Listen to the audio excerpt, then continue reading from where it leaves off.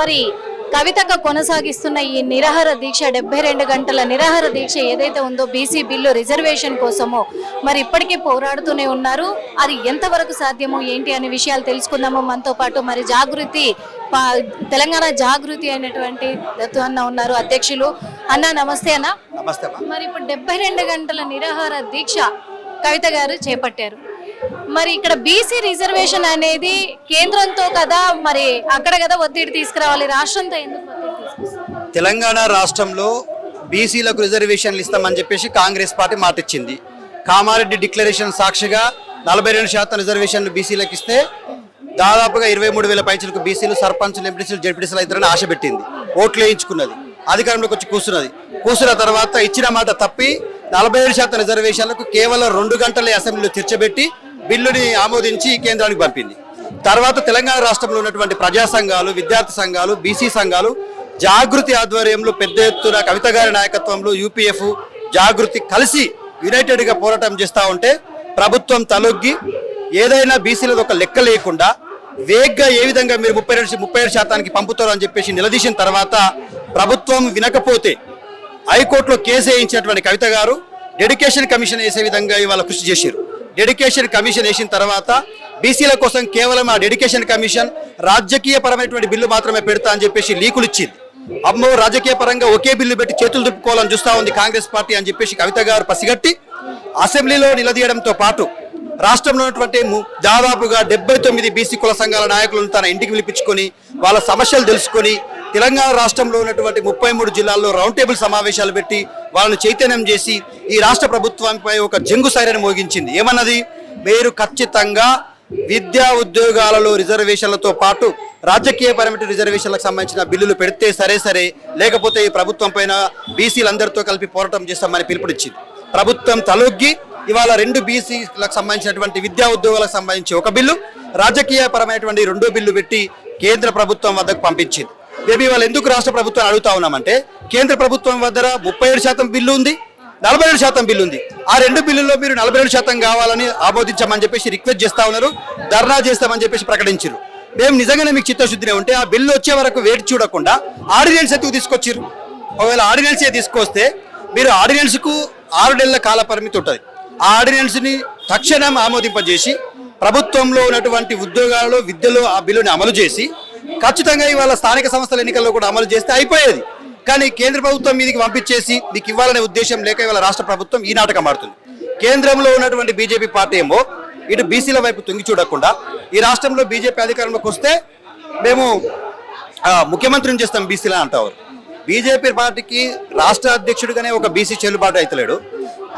BJP పార్టీకి అసెంబ్లీలో ఒక ప్రతిపక్ష నేతగా, ఒక ఎల్పీ నేతగానే మీరు బీజేపీ పార్టీ బీసీని పెడతలేదు.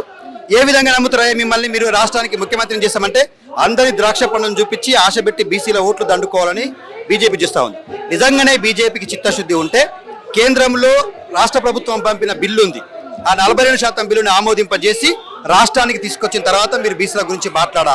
అప్పటి వరకు బీసీల గురించి మాట్లాడే నైతిక హక్కు బీజేపీకి లేదు అని కరాఖండిగా హెచ్చరిస్తా ఉన్నాం. ఇవాళ కవిత గారు ఏదైతే 72 గంటలు ఏమీ తీసుకోకుండా, నీళ్లు కానీ ఆహారం కానీ ఏది తీసుకోకుండా 72 గంటల నిరాహార దీక్షకు నాంది పలికిండ్రు. ఇవాళ తెలంగాణ రాష్ట్ర ప్రభుత్వం ఇది గుర్తెరగాల్సినటువంటి అవసరం ఉంది. కవిత గారి వెనకాల దాదాపుగా 112 బీసీ కులాలు ఆమెను కలుస్తూ సంఘీభావం తెలుపుతూ ఆమె పోరాటానికి మద్దతిస్తూ ఉన్నాయి. తెలంగాణ రాష్ట్రంలో ఉన్నటువంటి 11 విశ్వవిద్యాలయాల నుంచి విద్యార్థి ప్రతినిధులు వచ్చి మాట్లాడుతూ ఉన్నారు, సంఘీభావం తెలుపుతూ ఉన్నారు. తెలంగాణ రాష్ట్రంలో ఉన్నటువంటి మహిళా సంఘాలు, కుల సంఘాలు, కార్మిక సంఘాలు ప్రతి ఒక్కరు కూడా బీసీలంటే ఈ దేశాన్ని కానీ ఈ రాష్ట్రాన్ని కానీ పోషించేటువంటి కులాలు. ఈ కులాలన్నీ కూడా ఈ సమాజానికి ఆహారం పెట్టేటువంటి కులాలు, కట్టుబట్టనిచ్చేటువంటి కులాలు, పరిశుభ్రతను నేర్పేటువంటి కులాలు. మా చాకలి ఇవాళ వాళ్ళకు మల్లెపూల లాంటి బట్టలు ఇస్తాడు, మంగలి అద్భుతమైనటువంటి రూపురేఖలను తీర్చిదిద్దాడు. ఇవాళ మా పద్మశాలిలో వేసుకోవాల్సినటువంటి రంగురంగుల బట్టలను ఇస్తారు. మా యాదవులు, గొల్లకుర్మలు ఇవాళ తెలంగాణ రాష్ట్రానికి సంబంధించినటువంటి మా బీసీ బిడ్డల యొక్క పోషకాహారాలను ఇస్తారు. ముఖ్యంగా గంగపుత్రుల పాపం చేపలు పట్టించి తెలంగాణ సమాజం చైతన్యపరుస్తారు. ముదిరాజులు ఈ ప్రకృతి ప్రసాదించే సీజనల్ లభించేటువంటి ఆ ఫ్రూట్స్ అన్నింటి కూడా అందించి వాళ్ళని చైతన్యపరుస్తారు. సో నేను ఏమంటున్నానంటే ఈ వర్గాల పట్ల నిజంగానే పాలించే కాంగ్రెస్ పార్టీకి చిత్తశుద్ధినే ఉంటే ముందు ఆర్డినెన్స్ను అమలు చేసి ఎన్నికలకు పోయి ఎన్నికలు నిర్వహించి ఒక దఫా ఆ బిల్లుని అమలు పరుస్తే, ఆ 47% అమలు పరిస్తే ఎవడు కొట్టేస్తే ఎవడు కొట్టేయమని కోర్టుకు పోతే మేము వారింటి ముందర చావుడప్పు మోగిస్తాం. ఇవాళ Congress party BJP party Congress మీద రెండు పార్టీలు ఒకరి మీద వేసుకుంటూ అమలు చేయకుండా అబద్ధం పలికేటువంటి ప్రయత్నం చేస్తా ఉన్నారు, తప్పించుకు తిరిగేటువంటి ప్రయత్నం చేస్తా ఉన్నారు. కాబట్టి కవిత గారు దృఢ సంకల్పంతో ఇవాళ తెలంగాణ రాష్ట్ర ప్రభుత్వం పైన అటు కేంద్ర ప్రభుత్వం పైన జంగు సైరని మోయించి 72 గంటల నిరాహార దీక్ష చేస్తా ఉన్నారు. ఖచ్చితంగా రాష్ట్ర ప్రభుత్వానికి ఒక హెచ్చరిక జారీ చేస్తా ఉన్నాం. మీరు కోరుకుంటుంది బీసీలకు 40% రిజర్వేషన్ అమలు చేయాలని బీజేపీతో పోరాటం చేయడానికి ఢిల్లీకి పోతా ఉన్నారు. 5-6 తేదీల్లో అక్కడ ధర్నా చేస్తామంటా ఉన్నారు.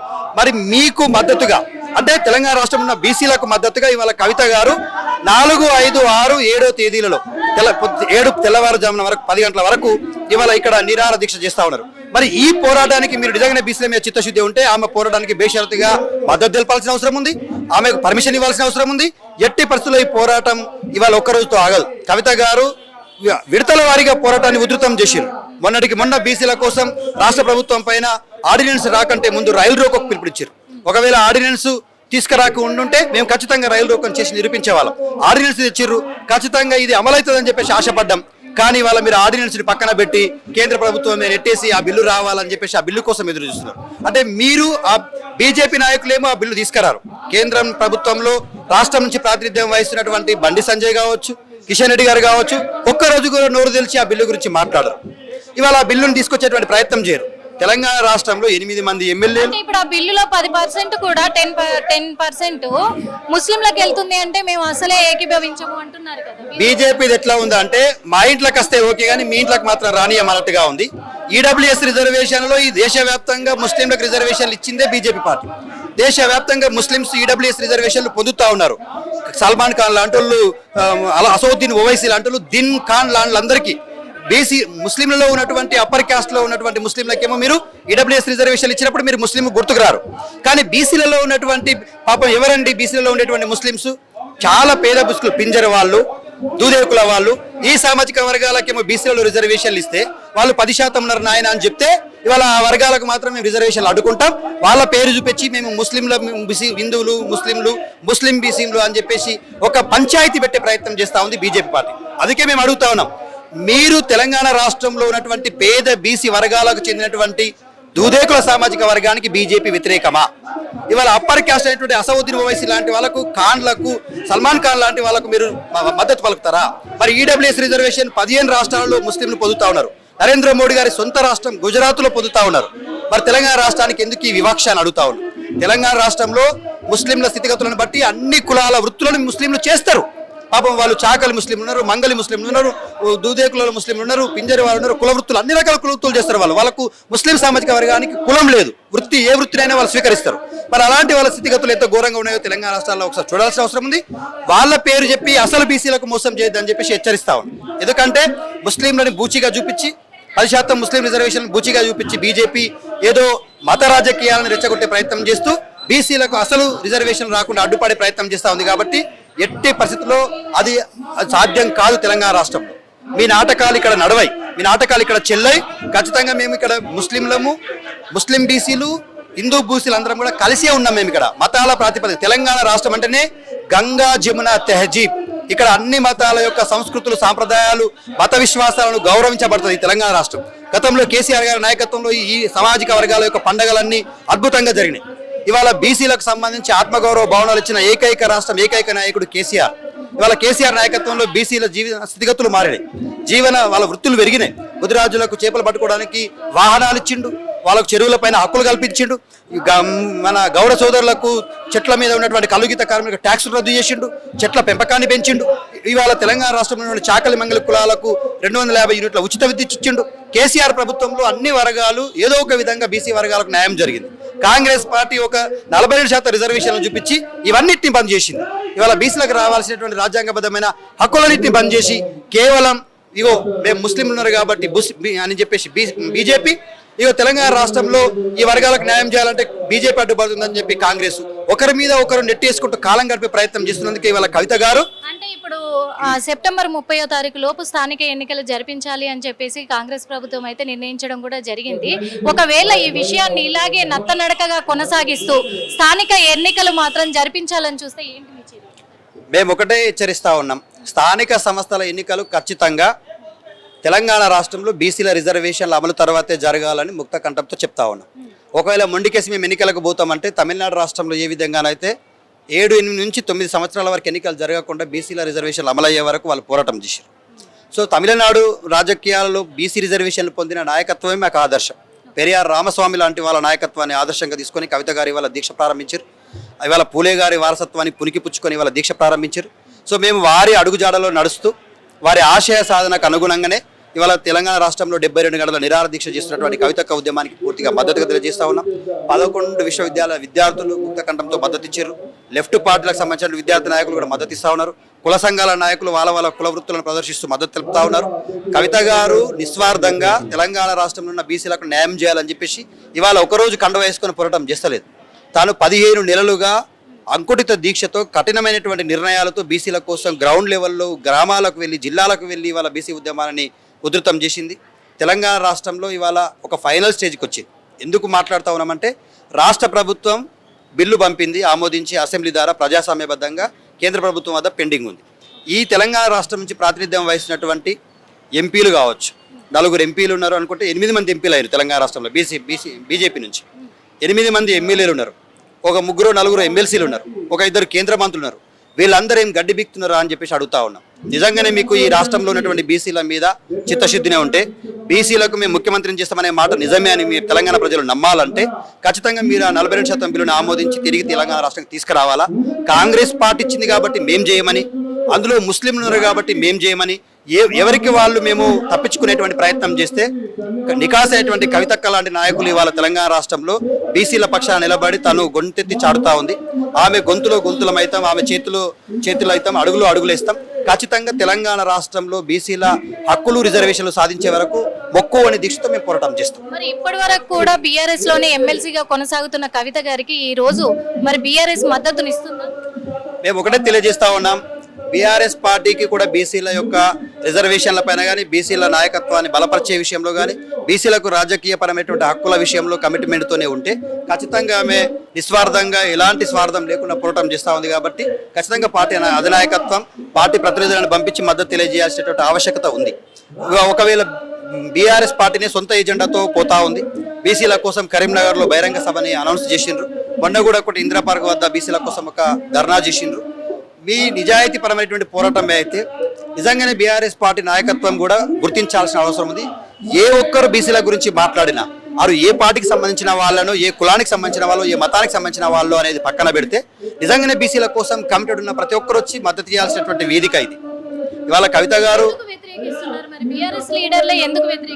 ఇక్కడ వ్యతిరేకమా సమర్థమా అనేటువంటిది కాదు, అధినాయకత్వం నుంచి ఆదేశాలు వస్తే ఖచ్చితంగా పార్టీలో పనిచేసే ఎలాంటి కార్యకర్తలైనా వచ్చి పనిచేస్తారు. ఇవాళ మేము కూడా బీఆర్ఎస్ పార్టీ నాయకులుగానే కార్యకర్తలుగానే తెలంగాణ ఉద్యమంలో పాల్గొన్నాం. తెలంగాణ విద్యార్థి నాయకులుగా రాష్ట్ర స్థాయిలో ఉద్యమాలు చేసినాం. ఉస్మానియా యూనివర్సిటీ లాంటి వేదికలుగా మేము ఉద్యమాలు చేసి తెలంగాణ రాష్ట్రాన్ని సాధించినాం, అసెంబ్లీలు ముట్టడి చేసినాం. సో ఇవాళ ఒక కన్ఫ్యూజన్ ఉంది, బీఆర్ఎస్ పార్టీలో ఒక కన్ఫ్యూజన్ కొనసాగుతూ ఉంది. కొంతమంది కవిత గారి నాయకత్వాన్ని ఇష్టపడే వాళ్ళు, కవిత నాయకత్వంలో పనిచేయాలనుకునే వాళ్ళు.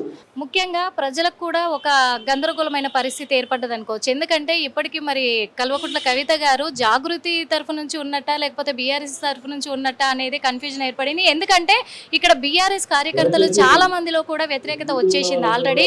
మరి పక్కకు తప్పుకుంటున్నట్టేనా బీఆర్ఎస్ నుంచి అనేది కూడా ఉంది. చాలా మంది వ్యతిరేకిస్తున్నారు బీఆర్ఎస్ లీడర్లు. తెలంగాణ రాష్ట్రంలో కవిత గారు ఒక కమిటెడ్ లీడర్. తెలంగాణ రాష్ట్రంలో ఉన్నటువంటి బీసీల కోసం ఎంత కమిట్మెంట్తో జాగృతి ఆధ్వర్యంలో పోరాటం చేస్తూ ఉందో అదే కమిట్మెంట్తోని పార్టీ ఇచ్చినటువంటి కార్యక్రమాలు కూడా చాలా పెద్ద ఎత్తున ఉధృతంగా చేసింది. తనే స్వయంగా ప్రకటించింది, నేను బీఆర్ఎస్ పార్టీ ఎమ్మెల్సీగానే కొనసాగుతా ఉన్నాను, బీఆర్ఎస్ పార్టీ నాది. ఒక సాధారణ కార్యకర్త కూడా నీది ఏ పార్టీ రా బాబు అంటే నాది బీఆర్ఎస్ పార్టీ అని చెప్పుకుంటాడు సగర్వంగా. అట్లాగే కవిత గారు కూడా నేను బీఆర్ఎస్ పార్టీకి నాయకురాలినే, నేను బీఆర్ఎస్ పార్టీలో కేసీఆర్ గారి నాయకత్వంలో పనిచేస్తున్న కార్యకర్తను, నాకు నాయకుడు కేసీఆరే అని చెప్పింది. మాలాంటి సాధారణ పౌరులు కూడా మీ నాయకుడు ఎవరయ్యా అని అడిగితే ఎవరు అడిగినా కూడా తట్టలేపితే మా నాయకుడు కేసీఆర్ అని చెప్పేసి గర్వంగా చెప్పుకుంటాం. సో అట్లాగే ఇప్పుడు కూడా మేము చెప్తున్నది ఏంటంటే కవిత గారి పోరాటాన్ని మనం గౌరవించాల్సిన అవసరం ఉంది. కవిత గారు తెలంగాణ రాష్ట్రంలో ఆడపడుచుగా ఈరోజు పోరాటం చేయట్లేదు. తెలంగాణలో ఉన్నటువంటి బతుకమ్మ విషయంలో పోరాడింది, బతుకమ్మకు విశ్వవ్యాప్తం చేసింది, అక్కడ ఉన్నటువంటి మిగతా సామాజిక వర్గాల ఉద్యమాలు చేసింది, బోనాల విషయంలో పోరాటం చేసింది. ఇవాళ బతుకమ్మ బోనాలు తెలంగాణ రాష్ట్ర పండుగలు కొనసాగుతున్నాయంటే ఆమె పోరాటాన్ని గౌరవించినట్టే కదా. సో ఇప్పుడు బీఆర్ఎస్ పార్టీలో ఉన్నటువంటి వాళ్ళు కూడా తెలంగాణ ఉద్యమ సమయంలో కవితక్క నాయకత్వానికి బలపరిచిండ్రు, ఆమె అడుగులో అడిగేసిండ్రు, ఆమె ఎక్కడ బోనం ఎత్తినా ఎక్కడ బతుకమ్మ ఎత్తినా ఆమె పక్కనే నిలబడి ఆ ఉద్యమానికి మద్దతు తెలిపినప్పుడు సామాజిక ఉద్యమాలు తెలంగాణ రాష్ట్రం సాధించుకున్న తర్వాత గౌరవించబడతా ఉంటాయి. కొంతమంది మూర్ఖులైనటువంటి వ్యక్తులు రేవంత్ రెడ్డి గారు వచ్చిన తర్వాత అవమానించబడతా ఉంటారు. సో ఏది ఏమైనా కూడా ఆమె మాట్లాడుతున్న ప్రతి అంశానికి మద్దతుగా నిలవాల్సిన సమయం ఆసన్నమైంది. ఇవాళ పార్టీల పరంగా మనమందరం ఒకటి కావాల్సిన అవసరం. ఇవాళ బీసీల మీద కవిత గారు మాట్లాడుతున్నారంటే తెలంగాణ రాష్ట్రంలోనే మాట్లాడుతున్నారు, వేరే రాష్ట్రంలో ఉన్న బీసీల గురించి మాట్లాడతలేరు. బీఆర్ఎస్ పార్టీ కూడా ఈ రాష్ట్రంలో ఉన్నటువంటి బీసీల గురించి మాట్లాడుతున్నప్పుడు ఆమె పోరాటానికి మద్దతు ఇవ్వాల్సినటువంటి ఆవశ్యకత ఉంది. ఖచ్చితంగా ఎవరో ఒకరు వచ్చి ఆమె ఉద్యమానికి మద్దతు తెలియజేస్తే అది గౌరవంగా ఉంటుంది. కవిత గారు చాలా స్పష్టంగా చెప్పారు, నేను మా నాన్నతో పార్టీ అధినాయకుడికి ఒక లేఖ రాశాను, ఆ లేఖలో ఉన్నటువంటి అంశాలు బయటకు వచ్చినాయి, దానికి అధినాయకుడైనా ఆ పార్టీకి బాధ్యత వహిస్తున్నటువంటి వ్యక్తులైనా దానికి జవాబు చెప్పాల్సిన అవసరం ఉంది. ఎవరి వల్ల ఆ లేఖ బయటకు వచ్చింది, ఎందుకు వచ్చింది, నా ప్రతిష్టని కానీ పార్టీ ప్రతిష్టని కానీ దిగజార్చే ప్రయత్నం ఎవరు చేస్తా ఉన్నారు? మరి ఆ చేస్తున్న వాళ్ళందరూ కూడా నేను దయ్యాలుగానే చూడాల్సి వస్తుంది, ఆ దయ్యాలని బయటకు పెడితే నేను జవాబు ఇస్తా అని చెప్పేసి మాట్లాడుతూ ఉన్నారు. దాంట్లో తప్పేముందండి? కవిత గారిని ఫస్ట్ ఆ లేఖ బయటకు రాకపోయి ఉంటే కవిత గారి స్పందన ఉండేది కాదు. సో ఓకే, ఇది లేఖ విషయం పక్కకు జరిగింది. కవిత గారు గమ్మున తన పని ఏదో తను చేసుకుంటున్నారు. జాగృతి అనేటువంటి సంస్థ ఒకటి ఉంది, ఆ సంస్థ ద్వారా తెలంగాణ రాష్ట్రంలో గ్రౌండ్ రూట్ లెవెల్లో ఉద్యమాలు చేసింది. ఆ ఉద్యమాలలో భాగంగా తనకు స్వతహాగా ఉన్నటువంటి ఆర్గనైజేషన్ నుంచి, ఆ సంస్థ నుంచి తెలంగాణ రాష్ట్రంలో ఇటు బీసీ ఉద్యమాలు, అటు దళిత బహుజన ఉద్యమాలు కావచ్చు, ఇటు సామాజిక ఉద్యమాలు కావచ్చు, మొన్న దాశరథి గారి శత జయంతి ఉత్సవాలు కావచ్చు, ఏ సందర్భం దొరికినా కూడా కవిత గారు తెలంగాణ అంశానికి సంబంధించినటువంటి అంశాలే మాట్లాడుతున్నారు తప్ప తను మాట్లాడడం వల్ల పార్టీ ప్రతిష్ట కూడా పెరుగుతుంది. ఒకసారి ఆలోచించాల్సిన అవసరం ఉంది. ఈ అన్ని కార్యక్రమాలు ఇవాళ బీఆర్ఎస్ పార్టీ కంకణం కట్టుకుని చిత్తశుద్ధితో నిజాయితీగా చేయాల్సిన కార్యక్రమాలు. కవిత గారు చేస్తున్నప్పుడు కవిత గారు వేరే వ్యక్తి కాదు, నేను బీఆర్ఎస్ పార్టీ ఎమ్మెల్సీ నేను సగర్వంగా చెప్తా ఉంది, నేను కేసీఆర్ నాయకత్వంలో పనిచేస్తున్నటువంటి నాయకురాలు నేను చెప్తా ఉంది, నా నాయకుడు కేసీఆర్ అని చెప్తా ఉంది, నా పార్టీ బీఆర్ఎస్ అని చెప్తా ఉంది. ఇక్కడ కన్ఫ్యూజన్ ఏముందండి? పార్టీలో ఉన్నటువంటి వ్యక్తులే కొంత అత్యుత్సాహాన్ని ప్రదర్శిస్తూ ఆమె పైన వ్యక్తిగతంగా విమర్శించే ప్రయత్నమో, ఆమె ప్రతిష్టను దిగజార్చే ప్రయత్నమో చేస్తూ ఉన్నారు. సోషల్ మీడియా లాంటి ప్లాట్ఫామ్స్ లో ఆమెకు అబాసుపాలు చేసే ప్రయత్నం చేస్తూ ఉన్నారు. ఖచ్చితంగా వాటిపైన ఒకసారి మేధోమథనం చేసుకోండి. ఎవరి గురించి మనం మాట్లాడుతూ ఉన్నాం? ఇవాళ మన కవిత గారు అంటే తెలంగాణ రాష్ట్రంలో ఉన్నటువంటి ప్రతి ఒక్కరు కూడా సొంత ఆడపడుచులాగా ఫీల్ అవుతారు, ఒక మహిళ అనేటువంటి గౌరవం ఇస్తారు. ఆమె ఒక ఉద్యమాల్లో భాగస్వామిగా లేదు, తెలంగాణ ఉద్యమంలో ఉంది, తెలంగాణ సంస్కృతి ఉద్యమంలో ఉంది, బతుకమ్మ ఉద్యమాలు ఉంది, బోనాల ఉద్యమాల్లో ఉంది, మహిళల కోసం రిజర్వేషన్ల ఉద్యమాలు ఉంది, ఇవాళ బీసీల రిజర్వేషన్ల ఉద్యమంలో ఉంది. సో ఏది తీసుకున్నా కూడా కవిత గారికి ఒక ప్రత్యేక స్థానం ఉంది. మోరోవర్ కవిత గారు ఒకరి కింద పని చేయడానికో లేకపోతే ఒకరు చెప్తే పని చేయడానికి సిద్ధపడేటువంటి వ్యక్తిత్వం కాదు తనది. తనే స్వతహాగా ప్రోగ్రామ్స్ ని రచిస్తుంది, ఏ ప్రోగ్రామ్ చేస్తే ప్రభుత్వం రెస్పాండ్ అవుతుందో పసిగడుతుంది, ప్రభుత్వానికంటే ముందే ఆమె రోడ్డు మీదకి వస్తుంది, ప్రభుత్వాన్ని ఎండగడుతుంది, ప్రజాస్వామ్యాన్ని కాపాడుతుంది. కాబట్టి ప్రజాస్వామ్యం కోసం పోరాడుతున్నటువంటి వ్యక్తి విషయంలో మీరు ఆమెను కలుపుకొని పోతే మీ బలం పెరుగుతుంది, మీకు గౌరవం పెరుగుతుంది, మీకు మర్యాద పెరుగుతుంది తప్ప ఆమెని పక్కన పెట్టేసి ఆమెని మీ పార్టీలో ఉన్నటువంటి కొంతమంది వ్యక్తులతో తిట్టించే ప్రయత్నం చేసినా, ఆమెని తగ్గించే ప్రయత్నం చేసినా కూడా మీ పార్టీకి నష్టం జరుగుతుంది. పార్టీ అధినాయకత్వం కూడా గుర్తుంచుకోవాలని ఒక పార్టీ సీనియర్ కార్యకర్తగా పార్టీలో ఈ కన్ఫ్యూజన్ ని ఇప్పటికైనా మా లాంటి వాళ్ళకు మా కవితక్క గారంటే ఇష్టం, వ్యక్తిగతంగా ఆమెతో ఉన్నటువంటి సన్నిహిత సంబంధాలు కావచ్చు, ఆమె మా కష్టాన్ని గుర్తించడంలో కావచ్చు, మాకు ఇచ్చేటువంటి గౌరవ మర్యాదల విషయంలో కావచ్చు, కవితక్క గారి దగ్గర పనిచేస్తే మాకు రాజకీయ భవిష్యత్తు ఉంటుందని ఒక ఆశ ఉన్నది మాకు.